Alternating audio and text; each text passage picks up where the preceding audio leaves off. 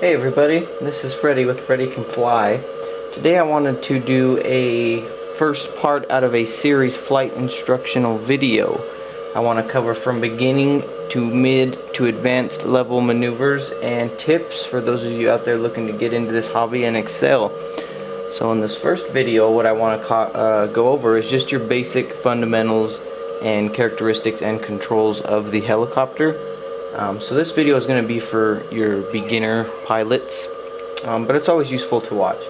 So basically we're flying a 700 Nitro here, and typically for all of these flight demonstrations you're going to want to be in at least some sort of a fixed RPM mode in real life, also on the sim, or a 3D mode if you will. So you'll notice I'm sitting right at half stick, and generally right above half stick is where we lift off. And I'm flying Phoenix RC Flight Simulator, and you can see it's really realistic because you'll see what they call floating, or you'll see the heli get light on the skids, if you will. And that's really useful because that happens in real life. You can actually see the heli get light, and then you just kind of pop it up off the ground. So for some of you out there, looking to do your first hover, typically you want to always aim the tail towards you. Okay. And just to go over the controls real quick, I'm going to bring it up into a hover. Okay, now you can see the radio I've got posted on the screen here. This will kind of help give you a visual of what my sticks are doing. So typically with a collective pitch helicopter, whether it be 700 size, 450, 500, you name it, your controls are going to be the same. So your left stick is known as your collective pitch and also your rudder. So obviously moving the stick left is going to move the rudder, and moving it to the right is also going to move the rudder. Now take into consideration for you beginners, you typically fly the nose of the helicopter, which means if I move the rudder left, the nose moves left and the tail will actually move to the right. So there are pilots out there that like to fly the tail, but then the rudder's all reversed and it can get a little tricky for guys like me. So left and right is going to be our rudder controls. Okay, get familiar with those. Now also on the same hand, the left stick is also known as the pitch or collective pitch, and that is going to propel us up, and it's also going to propel us down. Now take into consideration in a 3D mode or a sport flying mode, the pitch is very sensitive. I mean, I can, if you work the pitch just right, you can really gun this heli up and down with really fast speeds. And it's also a good key to note that the littlest adjustments can actually send you up, or can actually send you down really fast. So learn to do nice, small, easy adjustments on the pitch. Don't get crazy. There's no reason to get too heavy on the pitch. Now the stick to our right is known as your cyclic controls, and it's made up of two parts. You've got the elevator, which will move you forward and backwards. Okay, that's forward elevator, and this is backwards elevator. Now you've also got your aileron, which is left to right, and that's going to roll you right, left, right, left. Now the tricky thing about hovering is it's almost, think of it as if you're balancing on one of them exercise balls, if you will, to where you've got this entire circular motion in which you have to constantly balance the heli to keep it centered on top of a ball. Now obviously when you want to start learning how to do turns and things like that, then that rule don't really apply as much. But for your basic hover, the key to it is to keep the heli balanced, say on the tip of the ball, to where it's not gaining momentum in any direction. And basically to do this, you want to mix all three controls together and just kind of balance out the heli. And a good tip to note is hovering is not done with big movements like this. I'll see a lot of guys on their first attempt at hovering, they'll bring it up and they'll, oh god, and they kind of start doing one of these things here, and then the heli just becomes unstable and out of control. Guys, the key to a good solid hover, and I'm going to teach you a trick right now, these are known as what's called collective free hovering. Okay, what I'm going to do is I'm going to bring my helicopter up into a hover, just a little bit above half stick, okay? Just a nice easy hover. Now you'll notice right now, if you look at my left stick, which is collective, we're doing a tail facing me hover, you'll notice how rock solid this hover is. It's pretty damn stationary. You'll notice the stick to the right is moving quite a bit, very, very subtle, very small movements, but they're very frequent. If I'm going to shout them out to you, we've got a right, forward, back, right, forward, forward, So you're just going to keep nudging that stick with millimeters, small adjustments, just little tiny ones. And this will result in what's known as a collective free hover, because I still have not touched the collective stick or the left stick at all. I have not made a single adjustment, and if you could actually see my hands on the radio, my finger's not even on that stick at all. Starting to drift away here. So this is something good to practice, because this will teach you how to get stationary hovers, and also it's going to help aid you in orientation based hovers. So right now we've got a tail facing us hover, and we've spent some time doing this, and we've got it down really well.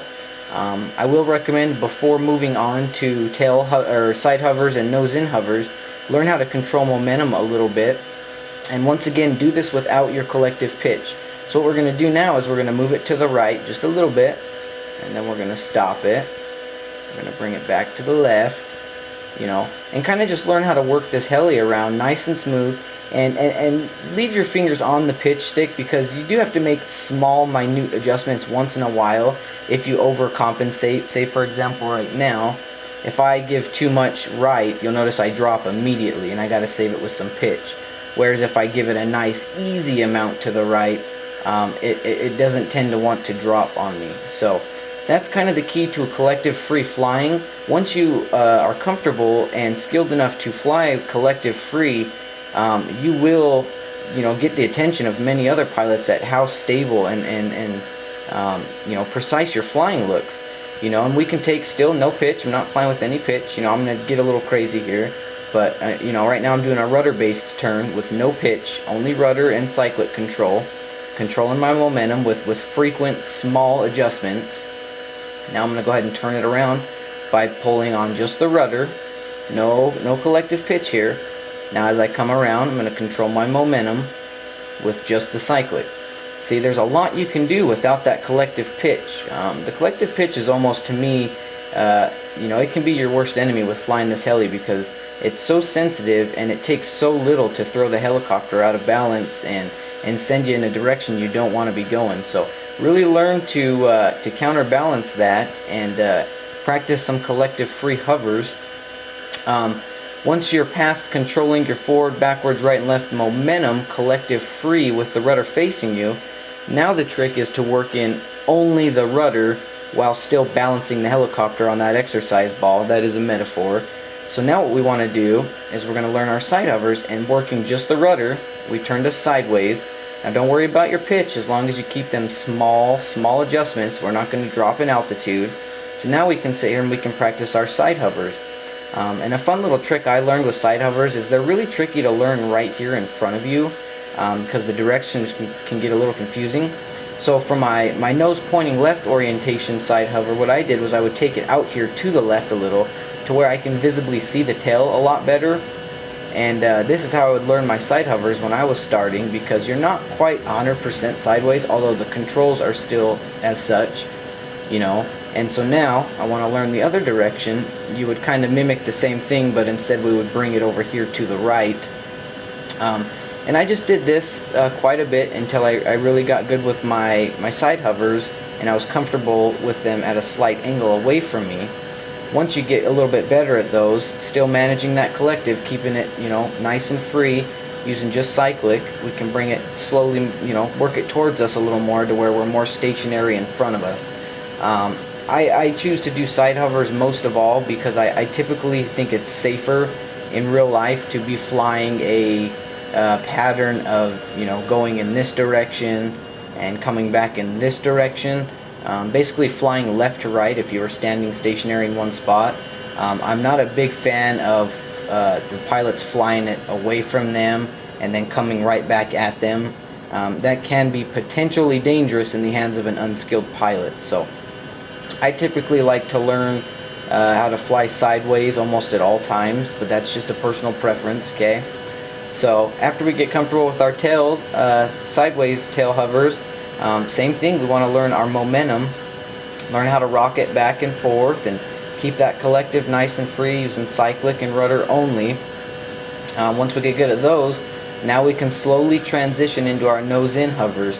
And guys, these are really hard to learn. They take a long time. Everything's backwards and you don't know where the hell you are most of the time. But so just slowly work your way into them. But once again, with that collective free method, it really relieves a lot of stress on you, because instead of trying to manage this here, you know, we can leave that collective alone and we can focus strictly on our cyclic accesses, which is aileron and elevator. And it'll allow for a nice, really smooth, you know, nose in hover, side hover, tail hover. So once we get comfortable with those, same thing, we're going to want to practice momentum and kind of play around with the heli a little bit. And you know, once you have excelled at all 4 different orientations, it's going to be side hover here, tail, your other side, and then your nose in.